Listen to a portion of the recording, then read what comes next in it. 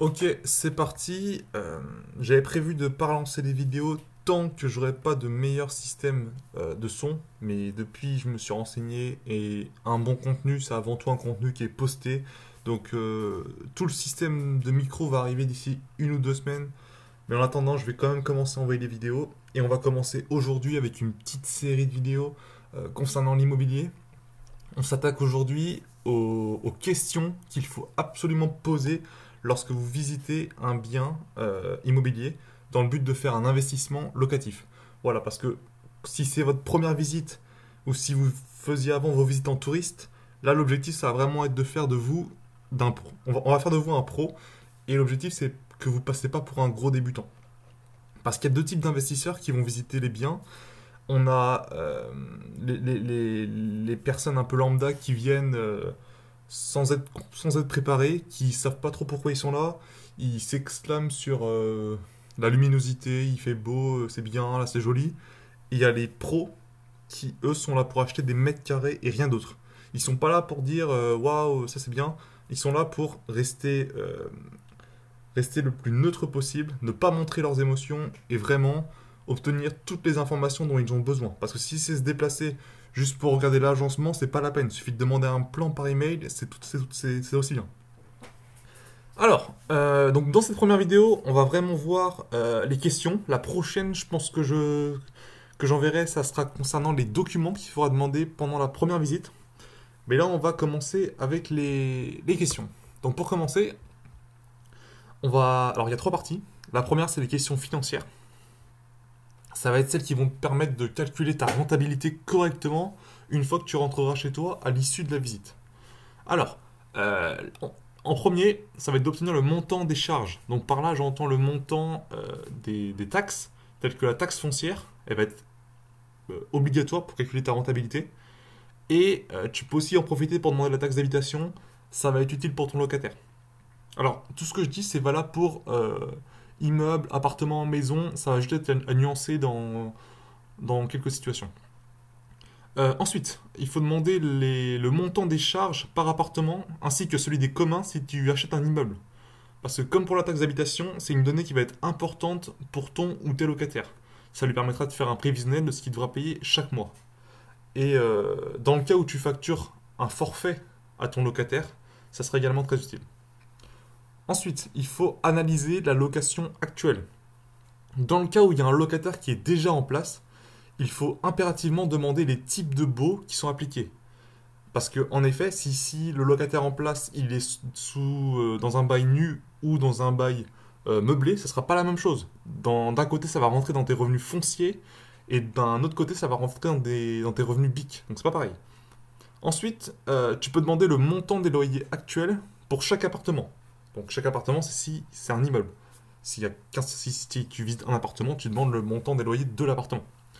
Sans compte hors charge, toujours hors charge, hein. Même si ton objectif, parce que tu es un investisseur rentable, ça va être de monter ce loyer, parce que tu vas probablement faire de la rénovation, faire du haut de gamme, mais c'est important d'avoir la donnée actuelle, ça va te permettre par exemple de faire un scénario pessimiste lorsque tu vas montrer ton dossier à la banque. Pour finir, c'est utile de savoir le nombre de mois de vacances locatives que le propriétaire a par an. Parce qu'il est primordial de prendre en compte cette donnée. Même si, encore une fois, toi, tu vas vouloir la réduire grâce aux améliorations que tu vas faire. C'est quand même intéressant de savoir aujourd'hui combien de mois de vacances locatives. Donc ça, c'était dans le cas où il y avait déjà un locataire en place, évidemment. S'il n'y en avait pas, on va y venir après, justement. Alors, les questions techniques, deuxième partie, j'essaie de faire vite, hein. J'essaie de vous apporter un max de contenu en le moins de temps possible parce que je sais bien que vous n'avez pas que ça à foutre. Alors, les questions techniques, dans un premier temps, il va falloir établir les travaux à prévoir. Donc, on va commencer par demander avec quelle énergie fonctionne le chauffage. Il y a beaucoup de types possibles, hein. Ça peut être du chauffage ça peut être collectif au fuel, à gaz, ça peut être du chauffage individuel en électrique au gaz. Il y a plusieurs possibilités et c'est important de savoir les différentes charges de l'appartement. Tu peux également demander l'état de la chaudière parce qu'une chaudière, si elle est en fin de vie, si elle est mal entretenue, ça coûte très très cher. Donc il faut absolument regarder ça pendant ta visite. Tu peux en profiter aussi pour aider le coût de la maintenance et sa dernière vérification, et aussi le type de contrat de maintenance qu'il y a. Tu peux aussi regarder la date d'installation pour voir s'il faut la changer bientôt ou non. Ensuite, tu peux directement demander au vendeur les différents travaux qui sont à prévoir, même si c'est toi qui vas les évaluer, hein, ça je te rassure. Tu dois être capable de pouvoir les évaluer. Si tu n'es pas encore capable de le faire, t'inquiète pas, je vais faire une série de vidéos là-dessus. Mais tu peux très bien demander directement au vendeur lui-même ce qu'il pense des travaux qui sont à prévoir. Cette question, en soi, elle n'est pas pour t'apporter des informations, elle est juste pour tester sa sincérité. Ça va être utile pour la suite. Dernier point de cette partie, tu peux demander si l'appartement est bien cadastré. Ça, c'est surtout si tu achètes un immeuble. Ça arrive que les appartements, les vieux, ils soient mal. Comment dire? Ça arrive que les appartements soient pas bien cadastrés. C'est-à-dire que par exemple, tu vas acheter 4 lots, il y aura que 2 réels appartements parce qu'il y aura une division officieuse. Voilà. Ensuite, deuxième point de cette partie, il va falloir juger l'immeuble. Il faut que tu saches son année de construction. Parce qu'en fonction de la réponse, il y aura des choses à vérifier. On abordera ça dans une prochaine vidéo. Dans la même lignée, il faut connaître la date du dernier ravalement de façade. Parce qu'un ravalement, ça coûte très cher, comme la chaudière. Et c'est pas rare qu'un propriétaire va voir que le ravalement va être l'année prochaine, dans 2 ans. Donc il va en profiter pour vendre dans ce temps-là. Pour finir sur les questions techniques, il faut que tu demandes l'historique des assemblées générales de la copropriété dans le cas où l'immeuble est détenu par plusieurs propriétaires. S'il y a eu des assemblées générales, c'est intéressant de savoir ce qu'il a été dit pour voir par exemple les travaux qui sont à prévoir. Dernière partie, ça va être les questions personnelles. Là, ça va être le plus important pour la négociation. On va d'abord chercher les raisons de la vente. Donc c'est extrêmement utile car c'est ce type d'information qui va te faire gagner des milliers d'euros lors de la négociation. Très très puissant.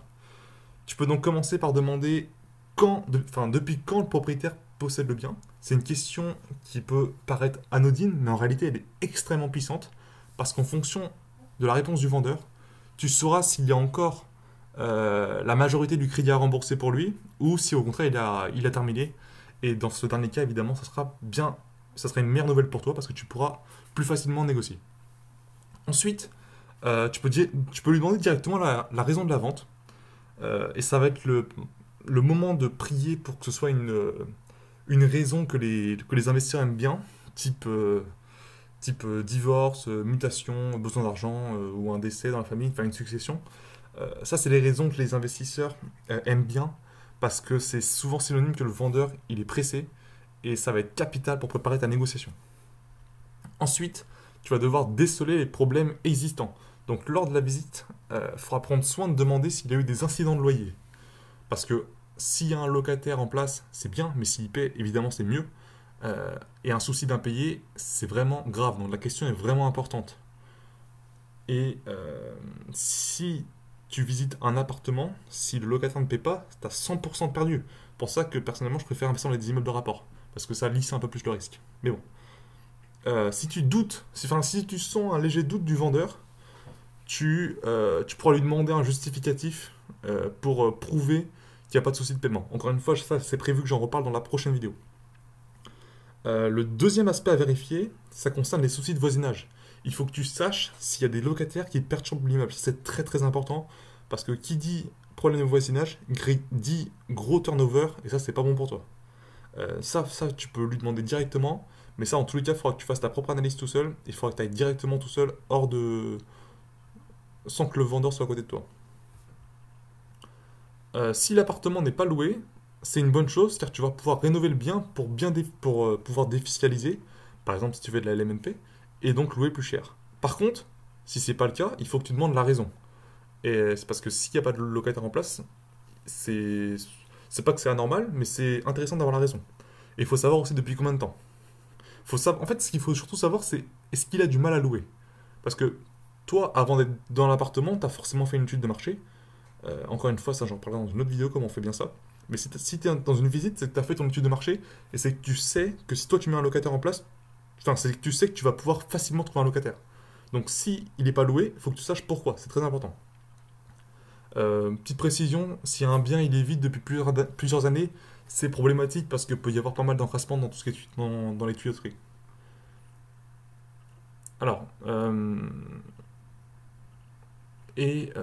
dernier point aussi, j'essaie de m'en rappeler, s'il n'y a pas de locataire dans place, ça veut dire que l'appartement il coûte de l'argent tous les ans au propriétaire, par exemple avec la taxe foncière, et ça ne lui en rapporte pas.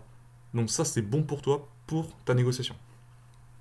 Dernier point justement, c'est préparer la négociation, c'est capital de le faire lors de la visite du bien immobilier. Les réponses que tu vas récupérer avec ces questions vont te donner toutes les cartes dont tu auras besoin pour négocier. Et moi, je te conseille de commencer par demander depuis combien de temps l'appartement est en vente. C'est une question, encore une fois, qui peut paraître anodine, qui fera pas forcément tiquer le vendeur, mais elle est extrêmement intelligente et elle est très très importante pour toi. Parce que si le bien il est en vente depuis 2 semaines, tu peux être sûr que tu pourras pas négocier gros. Par contre, si ça fait très longtemps, il y a des chances qu'il soit au bout du rouleau et qu'il n'en peut plus et qu'il acceptera un peu tout. Bon, je grossis les traits, mais c'est un peu ça. Ensuite, tu peux demander quelles sont les offres précédentes qui ont été refusées. Ça, la question-là, faut pas la tenter, ça dépend du feeling que tu as. Et tu pourras voir avec ça.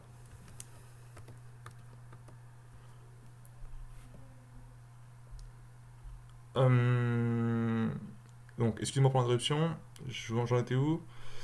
Euh, Voilà, donc si le vendeur te dit qu'il y a déjà eu un moins 10% qui a été refusé, ça à prendre en compte, ça veut dire que ta négociation sera limitée, mais ça à prendre avec des pincettes. Parce que si un vendeur reçoit 50 fois une offre à moins 10%, il va finir par l'accepter. Il va comprendre que c'est le prix que vaut son bien. Voilà. Toute dernière question que je t'invite à poser lors de la visite de l'appartement, encore une fois, il faut la poser en fonction du feeling que tu as avec l'agent immobilier ou avec le propriétaire. C'est directement quelle est la marge de négociation, hein. Autant demander directement la question. Euh, mais sois sûr que si ça fait un petit moment qu'il essaye de vendre, tu peux être sûr que le chiffre qui va t'annoncer, tu vas pouvoir gratter beaucoup, beaucoup, beaucoup plus. Donc voilà, on a fini. Je crois que j'ai pas de diapo en plus, hein, c'est bon. On a fini là. J'espère que c'était assez concret, assez clair et que ça a été assez rapide. Voilà. Dans la prochaine vidéo, on verra, comme je l'ai dit, ça va être encore de l'immobilier, ensuite ça va être de la bourse. Il y aura aussi du business qui va arriver. Si tous ces domaines t'intéressent, je t'invite fortement à t'abonner. Et si tu souhaites retrouver la version écrite de ce que je viens de te dire, tu peux aller directement sur mon blog, c'est udecinvest.com. Allez, je te dis à plus dans la prochaine vidéo.